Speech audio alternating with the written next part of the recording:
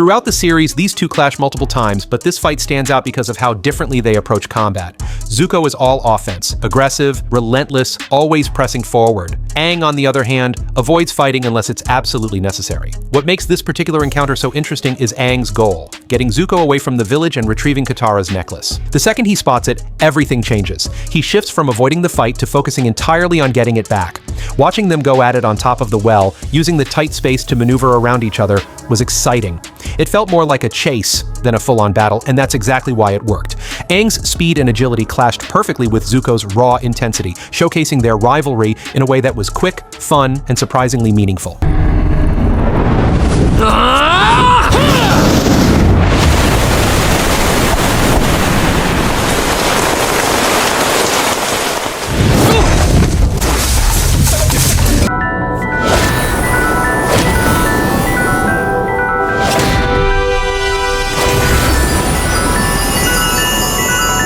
For years, metal was off-limits to earthbenders, but not to Toph. A metal box might as well be paper when she's around. After being captured by benders hired by her parents, she decides it's time to do the impossible, and shows the world that metal bending is the real deal.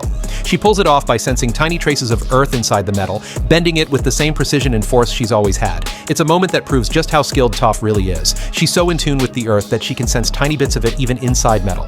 Her breakthrough doesn't just help her escape, it creates a whole new path for earthbenders. That's why Toph is the greatest earthbender of all time. And honestly, she'd probably be the first to tell you that. I am the greatest earthbender in the world! Don't you two dunderheads ever forget it! Welcome, Thank you. my old friend the Avatar. It's been a long time. During the Fire Nation's siege of the Northern Water Tribe, Aang goes to the spirit world to seek help from the moon and ocean spirits. Avatar Roku tells him to find Ko, since he's old enough to know about their mortal forms. Upon meeting Ko, Aang is warned to maintain a neutral expression, as any display of emotion could result in Ko stealing his face. Throughout their interaction, Ko tries to get under Aang's skin by bringing up his past, including the time he stole Umi's face, but Aang keeps his cool. Eventually, Ko reveals that the spirits are named Tui and La, and hints that Aang has already seen them in the spirit oasis. The koi fish! I must be going now. We'll meet again. You look terrible. I waited out here all night. What do you want? I know who killed your mother, and I'm going to help you find him.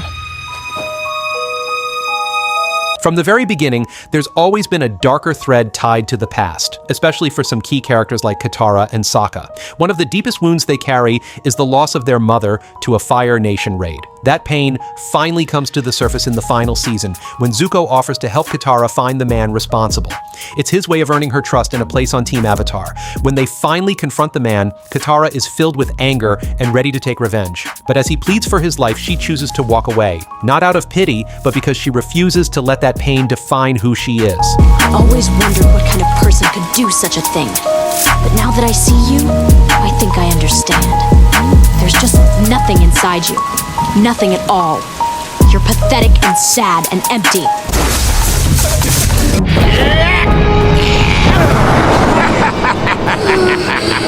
You thought I was a frail old man, but I'm the most powerful earthbender you'll ever see.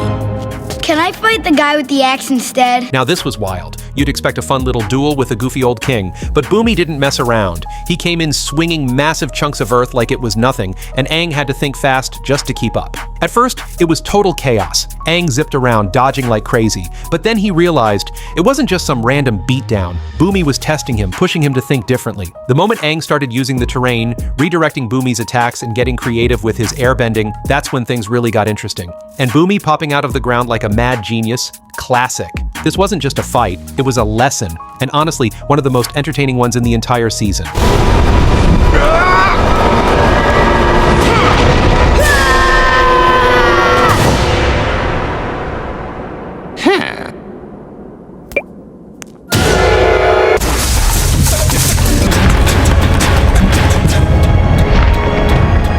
These are the masters. Still think we can take him? Shh. I never said that. Aang and Zuko learning firebending from the dragons is one of the most powerful moments in the series. Two former enemies finally come together, not just as allies, but as friends. Zuko, once fueled by anger, discovers the true meaning of fire through warmth and energy. Aang, who always feared fire, begins to see it as something full of life rather than destruction. Watching them move with the dragons is almost like a dance, graceful, powerful, and deeply personal. In that moment, they don't just connect with firebending, they connect with who they are. Fire isn't something to fear anymore, it's something to respect. It marks a turning point for both of them, and brings hope for a new future of firebending. I have to help you defeat my father and restore balance to the world.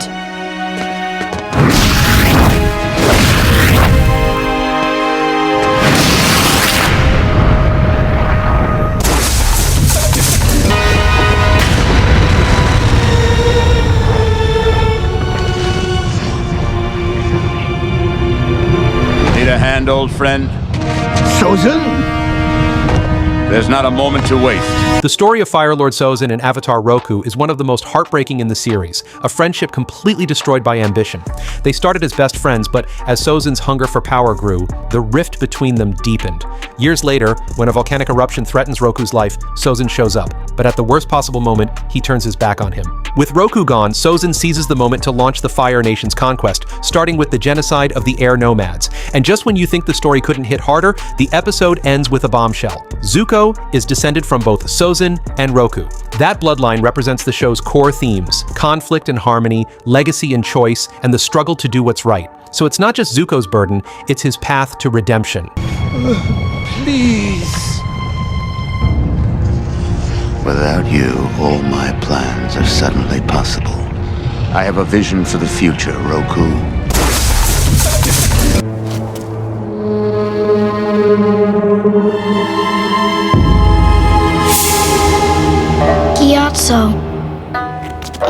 After meeting Zuko for the first time, Aang travels with Qatara and Sokka to visit his old home, the Southern Air Temple. There, he discovers that his people were wiped out by the Fire Nation and finds the remains of his mentor and father figure, Monk Gyatso. Overwhelmed with grief, he unintentionally enters the Avatar state. In that moment, the world realizes the Avatar has returned. I'm sorry. It's okay. It wasn't your fault. But you were right.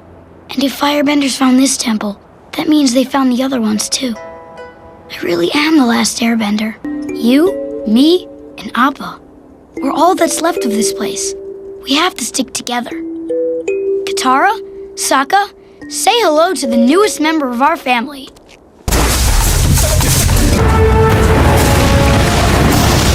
I thought you had changed! I have changed. Season 2 ended with one of the most gut-wrenching twists in the entire show. After everything we'd seen, Zuko questioning himself, growing, even connecting with Qatara, he throws it all away in a single moment and chooses Azula. It felt like a betrayal, not just of Qatara and Aang, but of the person Zuko was becoming. The fight itself was absolutely stunning. Azula's deadly aim, Zuko's wild fire whips, Katara's water armor, and Aang flying around like a storm. The choreography was smooth, creative, and intense, but then everything took a dark turn. Aang tried to tap into the Avatar state only to be struck down midair by Azula's lightning. It was brutal, quiet, heartbreaking, and definitely one of the most unforgettable scenes in the entire series. And as everything collapsed, Iroh made his choice. He protected Qatara and Aang, even while his heart was breaking for Zuko. No words, just action. That's what made the moment so heavy. You've got to get out of here! I'll hold them off as long as I can!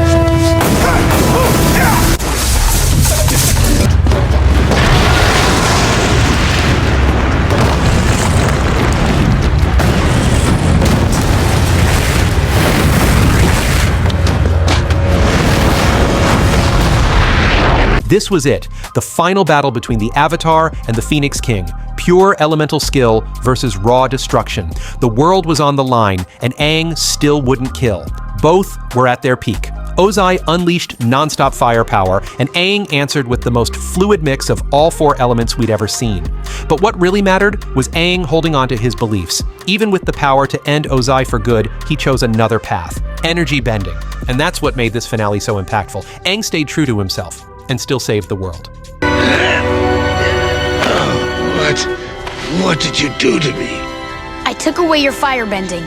You can't use it to hurt or threaten anyone else ever again. So there you have it, the top 10 greatest scenes in the Avatar universe. Did your favorite make the list or did we miss one? Let me know in the comments. I'd love to hear what you think should have taken the top spot. If you enjoyed the breakdown, hit that like button and subscribe for more Avatar content. Until next time, stay geeky. Well, look at you, Buster. Now that your firebending's gone, I guess we should call you the Loser Lord.